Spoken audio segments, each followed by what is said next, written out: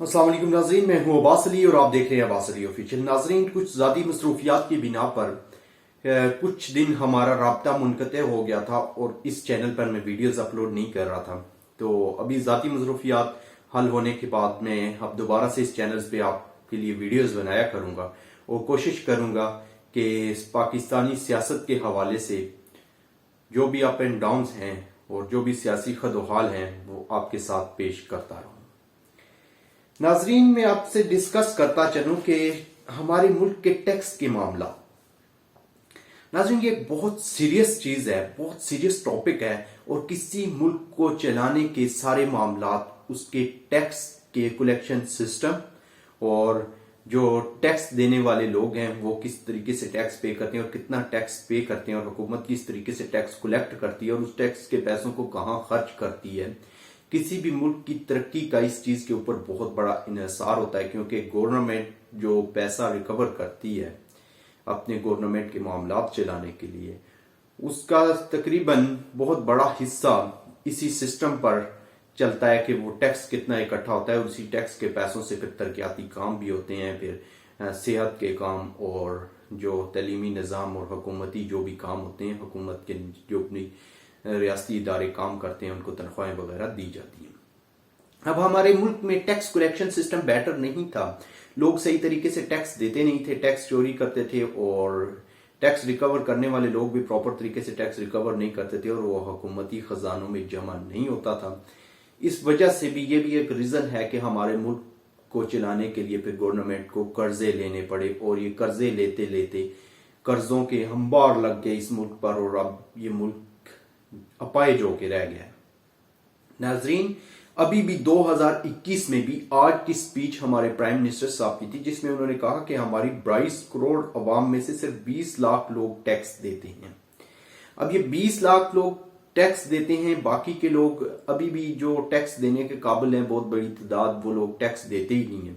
और फिर जो टैक्स कलेक्शन सिस्टम है वो भी इतना ठीक नहीं है, क्योंकि बहुत से रेस्टोरेंट्स पर और बहुत सी जगहों पर हम टैक्स पे करते हैं, जनरल सेल्स टैक्स, वो आगे टैक्स कलेक्शन के इदारों को यानी FBI को जाता भी है कि नहीं। तो इस चीज के हवाले से आम आवाम को क्या पता, उसने तो खाना खाया और टैक्स दिया जितना भी GST था और वो आ गया। अब वहां पे बिल के ऊपर सेल्स टैक्स नंबर होगा, चलें ठीक है मान लिया, लेकिन फिर भी क्या पता कि ये आगे पहुंचता है कि नहीं, वो बिजनेसमैन खुद ही हमारा टैक्स हड़प कर जाता है। अब इस मसले पर FBI को और हमारे टैक्स कलेक्शन के इदारों को अपने सॉफ्टवेयर बनाने चाहिए और जितने भी मतलब रेस्टोरेंट्स हैं और जहां जहां से जनरल सेल टैक्स लगाया जाता है वहां पर अपने सॉफ्टवेयर लगाए जाएं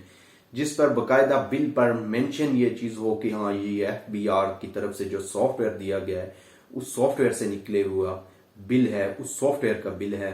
ताकि अवाम को भी ये लग सके कि जो हम टैक्स दे रहे हैं वो हमारी हुकूमत को पहुंच रहा है और वो टैक्स सही तरीके से जमा हो रहा है। जैसे कि अभी इन्होंने पटवार खानों में किया और बहुत अच्छा निज़ाम इमरान खान की हुकूमत में पटवार खानों के टैक्स का हो गया कि टैक्स लेते हैं और वो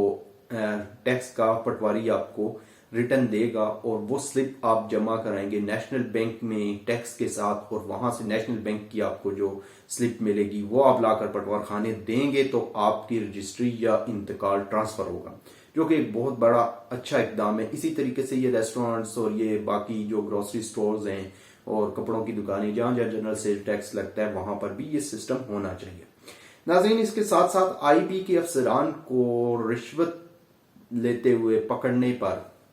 इकरारुल हसन पर जो तशद्दुद किया गया उसकी मैं पुरजोर मजम्मत करता हूँ और सहाफ़ियों के साथ ये पाकिस्तान में काफ़ी टाइम से हो रहा है और इन लोगों को गवर्नमेंट ने बहुत अच्छा किया कि उनको मुअत्तल कर दिया 5 लोगों को, लेकिन इन लोगों को मिसाल बनानी चाहिए, इनको ऐसी सजाएं देनी चाहिए कि आइंदा कोई ऐसे काम की जुर्रत ना करे। यानी कि एक शख्स तुम्हारी करप्शन को बेनकाब करता है, तुम्हारे जूनियर्स की और सीनियर्स पकड़ के उसे नंगा करते हैं, बरहना करके उसकी वीडियोस बनाते हैं और उस वीडियोस के साथ साथ उसको करंट लगाते हैं और उसको मारा पीटा जाता है, जो कि इंतहाई जुल्म है। और हुकूमती इदारे में काम करने वाले लोग जब ऐसा काम करें, इंटेलिजेंस ब्यूरो के लोग, तो उनके खिलाफ एक्शन बहुत जरूरी है और गवर्नमेंट को करना चाहिए। नाजरीन, इसके साथ साथ मैं आपको बताता चलूं कि डॉलर की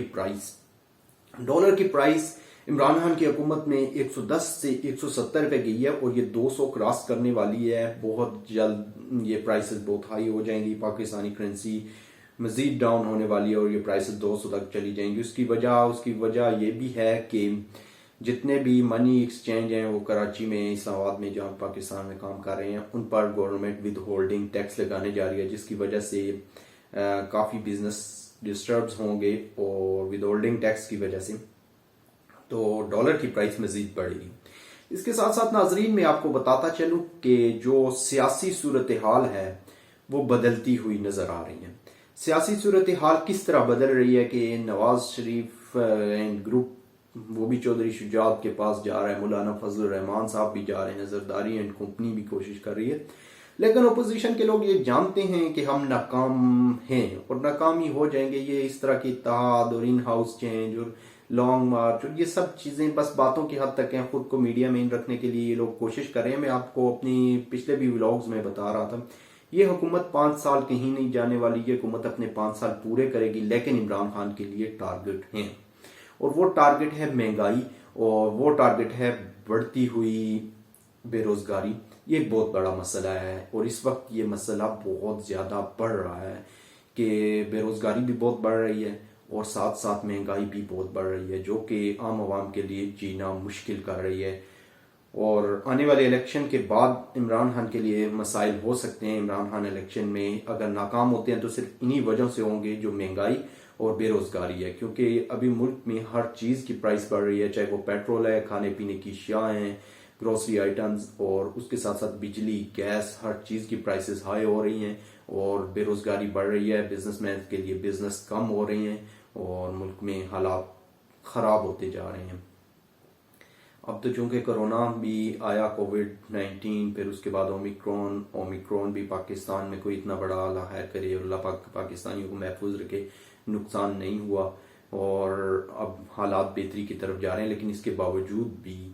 हमारे मुल्क में बेरोजगारी और महंगाई है और कुछ IMF के मसाइल हैं जो भी हैं, लेकिन एक आम इंसान के लिए ये बड़ा मसला है कि जब वो उसका घर का चूल्हा नहीं चलेगा और उसके लिए मसाइल खड़े होंगे तो फिर हुकूमत के लिए मसाइल खड़ी करेगी, अवाम खड़ी करेगी, और जब अवाम मसाइल खड़ी करेगी तो ये अपोजिशन पार्टियां उसका फायदा उठाएंगी।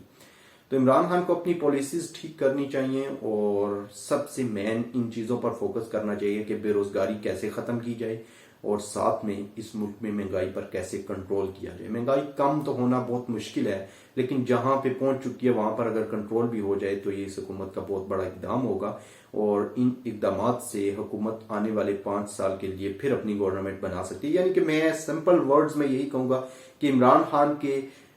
2 ही ओपोजिशन हैं, एक बेरोजगारी और दूसरे नंबर पर उनकी ओपोजिशन है ये महंगाई। नवाज शरीफ, जरदारी एंड कंपनी, मरियम, बिलावल, फजल रहमान, ये लोग इस गवर्नमेंट को फिलहाल नहीं गिरा सकते और इतनी इनमें अभी काबिलियत नहीं रही और इतने ये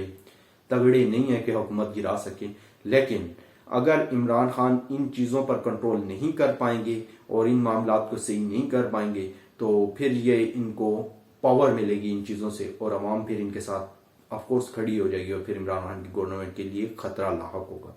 नाज़रीन, आज का व्लॉग यहीं खत्म करता हूँ। एक नए व्लॉग के साथ हाजिर हूंगा। अपने मेजबान को इजाजत दीजिए। मेरा चैनल सब्सक्राइब करना ना भूलिए, अब्बास अली ऑफिशियल, और अपनी राय जरूर दीजिए। Thank you. खुदा हाफिज।